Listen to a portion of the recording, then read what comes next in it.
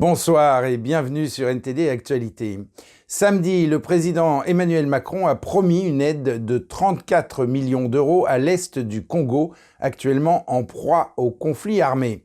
Le président a déclaré que toute partie cherchant à faire échouer les efforts de paix dans cette région devrait faire l'objet de sanctions. Macron s'est exprimé lors d'une visite officielle en République démocratique du Congo. Sur place, l'impression que le Rwanda voisin serait soutenu par la France a attisé les sentiments anti-français. Les régions de l'est du pays sont en proie à une offensive du groupe rebelle M23. Le Congo accuse le Rwanda de soutenir ce groupe. Le Rwanda dément ces accusations. La France s'est jointe aux Nations Unies, au Congo et à d'autres pays qui accusent le Rwanda de soutenir le M23. Cependant, lors de la conférence de presse à Kinshasa, il a été demandé au président Macron de condamner plus fermement le Rwanda. Un processus de paix négocié par les puissances régionales en Angola en novembre n'a pas encore réussi à mettre fin au combat. Mais le président français a déclaré qu'il avait confiance dans ce plan. Ceux qui feront obstacle à ce plan, et on le verra sur le terrain puisque dans le cadre de la médiation, il y a un mécanisme de vérification sous pilotage angolais, qui pourra dire qui respecte, qui ne le respecte pas, avec des observateurs indépendants. Ceux qui feront obstacle à ce plan savent à quoi ils s'exposent, y compris à des sanctions. Des signes de tension sont apparus plus tard au cours de la conférence de presse, lorsqu'Emmanuel Macron a semblé suggérer que l'insécurité au Congo depuis 1994 était principalement la faute du pays lui-même. Et depuis 1994, et ce n'est pas la faute de la France, pardon de le dire dans des termes aussi crus, vous n'avez pas été capable de restaurer la souveraineté, ni militaire, ni sécuritaire, ni administrative de votre pays. C'est aussi une réalité. Il ne faut pas chercher des coupables à l'extérieur de cette affaire. De son côté, le président de la République du Congo estime que la France doit abandonner son attitude paternaliste, car la France-Afrique n'est plus d'actualité. Voilà ce que je voulais apporter comme précision pour dire, ça aussi, ça doit changer dans la manière de coopérer avec la France et l'Europe. Regardez-nous autrement, en nous respectant, en nous considérant comme de vrais partenaires, et non pas toujours avec un regard paternaliste, avec l'idée de toujours savoir ce qu'il faut pour nous et non pas pour... Les échanges entre les deux présidents se sont terminés par une accolade cordiale. Et malgré les demandes répétées adressées à Ursula von der Leyen pour qu'elle rende publiques les SMS qu'elle a échangés avec le PDG de Pfizer, Albert Bourla, la présidente de la Commission européenne est restée silencieuse. Ces messages pourraient contenir des détails sur les accords conclus par l'Union européenne pour l'achat de milliards d'euros de vaccins contre le Covid-19. Un député roumain qualifie la non-divulgation de ces messages par la Commission de plus grande dissimulation de corruption de l'histoire de l'UE. David Vives nous en dit plus sur ce sujet. Les législateurs européens ont reçu cette semaine un rapport préliminaire de la Commission spéciale Covid du Parlement sur les enseignements tirés de la pandémie. Dolores Montserrat, membre de la Commission, a déclaré « Des erreurs ont été commises, mais le rôle de l'UE a été crucial. Nous avons réussi à sauver des millions de vies. » Mais certains législateurs reprochent aux auteurs du rapport de ne pas mentionner les textos entre la présidente de la Commission Ursula von der Leyen et le PDG de Pfizer, Albert Bourla. Il est clair que nous assistons actuellement à la plus grande dissimulation de corruption de l'histoire de l'Union européenne. Il est maintenant clair que certains groupes de ce Parlement veulent défendre et couvrir les abus de la Commission européenne. Mais nous ne devons pas ignorer que nous, en tant que députés européens, sommes responsables devant le peuple et non devant Ursula von der Leyen. Elle devrait nous rendre des comptes. Mais cette commission et le Parlement européen tirent les ficelles pour qu'elle ne vienne pas répondre aux questions ici dans cette commission. Le contenu des discussions entre von der Leyen et Bourla est un sujet sensible depuis plus d'un an. La publication des textos pourrait faire la lumière sur les négociations de la Commission européenne avec le géant pharmaceutique pour l'achat de 1,8 milliard de doses de vaccins. En juillet dernier, la médiatrice de l'Union européenne a fortement critiqué la décision de l'exécutif de ne pas divulguer les messages, invoquant une question d'intérêt public important. Le mois dernier, le New York Times a intenté une action en justice auprès de la plus haute juridiction de l'Union européenne au sujet de la non-divulgation des messages par la Commission. Il semble que les législateurs européens n'aient jamais eu jusqu'à présent la possibilité d'obtenir des réponses directes d'Ursula von der Leyen ou du PDG de Pfizer. Et nous, députés européens, ça fait des mois qu'on demande l'accès à ces SMS, mais aussi l'accès aux contrats qui lient la Commission européenne et les laboratoires pharmaceutiques et qu'on n'arrive pas à obtenir. Donc il y a un problème de fond, il y a une opacité incroyable et la médiatrice dit même qu'il y a une obstruction de la Commission pour avoir accès à ces documents. Donc la situation est intenable. Il faut que Ursula von der Leyen vienne s'expliquer devant les députés européens. Alors pour laver plus blanc que blanc, aujourd'hui, vous annoncez la création d'un organe d'éthique indépendant. De qui se moque-t-on? Que la Commission von der Leyen fasse le ménage chez elle et donne l'exemple. Madame, les SMS sont des documents officiels de l'Union européenne. Je suis membre de la commission spéciale Covid et on n'est même pas fichu d'obtenir qu'Albert Bourla, PDG de Pfizer, nous parle 10 minutes à distance. Nous voulons qu'il nous explique ces SMS avec Madame von der Leyen et son contrat grisé de 2,4 milliards de doses. David Vives, NTD Actualité, Paris. Et en Grèce, les équipes de secours ont passé plusieurs jours à fouiller les décombres au nord d'Athènes, où un train de passagers a percuté un transporteur de marchandises la semaine dernière. Selon les autorités, 31 des 57 victimes au moins ont été identifiées grâce à des échantillons d'ADN. Dans le pays, la colère monte à l'encontre des autorités après que des rapports ont indiqué que le réseau ferroviaire n'était pas suffisamment sécurisé. Les proches des victimes de l'accident de train attendaient vendredi devant un hôpital de la ville grecque de Larissa pour avoir des nouvelles de leurs proches. Parmi eux, 2 parents, Panos et Mirella Routsi. Leur fils, Denis, âgé de 22 ans, s'était rendu à Athènes pour voir des amis. Il était sur le chemin du retour.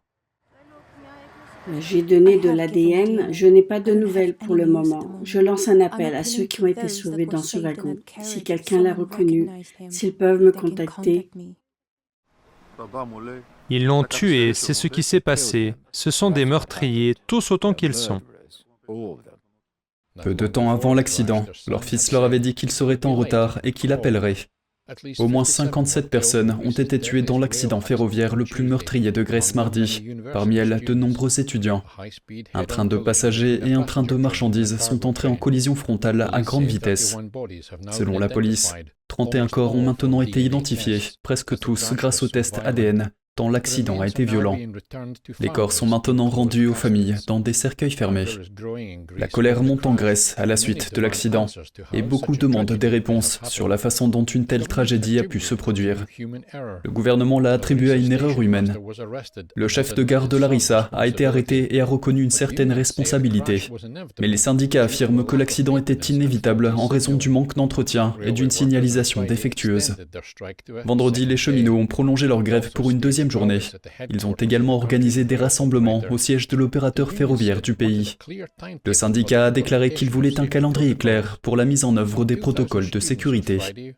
Quelques 2000 étudiants sont sortis vendredi pour protester à Athènes, bloquant la route pour 1 minute de silence et pour inscrire « assassin » sur le sol. Avant le crash, le gouvernement avait déclaré que les élections auraient lieu au printemps. Selon les analystes politiques, la date pourrait maintenant être repoussée. Et le directeur de l'Organisation mondiale de la santé a déclaré que l'OMS tentait toujours de comprendre l'origine du virus Covid-19. Il a également dit que toutes les hypothèses sont encore sur la table, et cela inclut celle d'une fuite de laboratoire. Il s'est exprimé vendredi à ce sujet. Je souhaite être très clair sur le fait que l'OMS n'a pas abandonné tout projet visant à identifier les origines de la pandémie de Covid-19. L'OMS continue de demander à la Chine de faire preuve de transparence dans le partage des données et de mener les enquêtes nécessaires et de partager les résultats. D'ici là, toutes les hypothèses sur les origines du virus restent sur la table. Ces commentaires interviennent après que le département américain de l'énergie a conclu que le virus provenait très probablement d'un laboratoire chinois. Cette semaine, le directeur du FBI a abondé dans ce sens, une affirmation contestée par Pékin. Et au Canada, des membres du Parlement se penchent sur les récentes allégations d'ingérence du PCC dans les élections. Un comité demande au gouvernement fédéral de mettre en place une enquête publique sur la question. La commission parlementaire canadienne a voté jeudi en faveur d'une enquête publique, juste après avoir entendu le témoignage de hauts responsables du renseignement. Des rapports récents de sources de sécurité nationale suggèrent que le régime chinois tentait d'influencer les 2 dernières élections fédérales, en 2019 et 2021. Le Premier ministre Justin Trudeau a déclaré la semaine dernière qu'il n'était pas favorable au lancement d'une enquête publique. Et en parlant de la famille Trudeau, la fondation Pierre Elliott Trudeau a retourné un don important lié à Pékin. Un milliardaire chinois nommé Zhang Bin s'était en effet engagé à verser $1 million à la fondation et à l'Université de Montréal en 2016. La fondation porte le nom du père de Justin Trudeau, ancien Premier ministre canadien. Elle a reçu $200 000 et $800 000 ont été promis à l'Université de Montréal. Il s'est avéré par la suite que le donateur Zhang était un conseiller du PCC. Selon des sources du renseignement canadien, le PCC a demandé à Zhang de faire le don en 2014 et a promis de le rembourser. La fondation a annoncé mercredi qu'elle avait retourné le don, après avoir appris le lien de Zhang avec Pékin. Le journal Globe and Mail a rapporté que le don faisait partie d'un complot visant à influencer Trudeau, une fois qu'il est devenu chef du Parti libéral en 2013. Et un porte-parole de l'Université de Montréal a déclaré que l'école avait déjà reçu 550 000 $ du montant promis. Il n'a pas précisé si l'université allait rendre l'argent ou non. L'université affirme également que Zhang voulait utiliser une partie des fonds pour ériger une statue de l'ancien dirigeant communiste chinois Mao Zedong à la faculté de droit de l'université. Et parlons maintenant de satellites. La Chine construit ses propres OTB, ou satellites à orbite terrestre basse, cela dans le but de concurrencer Starlink, exploité par la société SpaceX d'Elon Musk. Comme son nom l'indique, le satellite à orbite terrestre basse fonctionne à une altitude très basse pour fournir l'Internet dans des endroits isolés. Les États-Unis ayant durci les règles relatives aux exportations de semi-conducteurs vers la Chine, le dirigeant chinois Xi Jinping appelle à développer la propre technologie autonome de Pékin. Le fabricant public chinois d'engins spatiaux CASIC lancera son premier satellite à orbite terrestre basse en septembre. Pékin voit Starlink comme un outil militaire américain de surveillance. En effet, les satellites transportent ces dispositifs qui surveillent l'environnement spatial. L'année dernière, les chercheurs militaires chinois ont appelé à plusieurs reprises à développer de nouvelles technologies pour détruire Starlink, une fois que ces satellites auront pénétré dans la zone spatiale sensible de la Chine. Elon Musk affirme que les autorités chinoises ont directement demandé de ne pas fournir de service Starlink en Chine. Starlink joue également un rôle majeur dans le cadre du conflit entre la Russie et l'Ukraine. L'année dernière, Elon Musk a accepté de permettre la fourniture de services Internet à l'Ukraine pour déjouer le contrôle de l'Internet par la Russie. Et en Biélorussie, un tribunal a condamné le lauréat du prix Nobel de la paix et militant des droits de l'homme Ales Bialiatski à 10 ans de prison. Il est accusé entre autres d'avoir financé des manifestations. Les procureurs ont demandé au tribunal de Minsk de condamner Bialiatski à une peine de 12 ans. Lui et 3 autres personnes ont été accusées de financer des manifestations et de faire passer de l'argent en fraude. Bialiatski conteste ces accusations. Le sexagénaire est cofondateur d'un groupe de défense des droits de l'homme et l'un des plus éminents Biélorusses emprisonnés dans le cadre de la répression des manifestations anti-gouvernementales. Il a été arrêté en 2021 avec 2 autres membres de son groupe. Des manifestations de masse ont eu lieu après que le dirigeant de longue date, Alexandre Loukachenko, a été déclaré vainqueur de l'élection présidentielle de 2020. Bialiatski a reçu le prix Nobel de la paix en octobre dernier pour son action en faveur des droits de l'homme et de la démocratie, qu'il partage avec le groupe russe de défense des droits Mémorial et le Centre ukrainien pour les libertés civiles. Et depuis une nouvelle réglementation européenne liée à l'alimentation, un commerce allemand a décidé de proposer des glaces à base de grillons. Dans cette ville du sud de l'Allemagne, la réaction a été partagée. Certains sont agacés et d'autres reviennent tous les jours pour s'acheter une boule de glace au grillon. Ce marchand de glace du sud de l'Allemagne propose un nouveau parfum qui ne compte pas parmi les préférés des Allemands. Une glace au goût d'insectes, avec des grillons séchés comme garniture. Je suis une personne très curieuse et je veux tout essayer.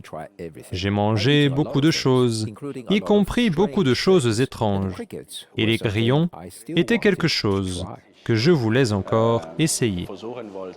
Cet ingrédient a été mis sur le marché à la suite d'une nouvelle réglementation européenne autorisant l'utilisation de grillons dans l'alimentation. En vertu de la nouvelle loi, les grillons peuvent désormais être congelés, séchés ou utilisés sous forme de poudre. Des règles similaires existent déjà pour les criquets migrateurs et les vers de farine. J'ai reçu beaucoup de critiques, mais je savais que cela arriverait quand je l'ai fait. Je savais, parce que c'est un produit qui ne peut pas plaire à tout le monde, que tout le monde ne peut pas apprécier. Mais ceux qui l'essaient sont très enthousiastes. J'ai des clients qui viennent tous les jours et qui achètent une coupe. Alors qu'en pensent ceux qui ont goûté? Oui, c'est très savoureux et comestible. C'est un peu un truc mental, mais en fait, je trouve ça assez agréable, oui. Elle a une bonne consistance, c'est crémeux.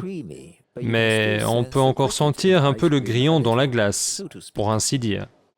Les grillons sont considérés comme étant riches en protéines et font partie de la cuisine traditionnelle de certains pays. Reste à voir comment sera reçu ce nouvel ingrédient peu orthodoxe au pays de la gastronomie. Et c'est la fin de ce journal. Merci de l'avoir suivi. On se retrouve demain à 20h pour une nouvelle édition. Et en attendant, je vous souhaite à toutes et à tous, et de la part de toute l'équipe, un très bon début de semaine et une excellente soirée sur NTD.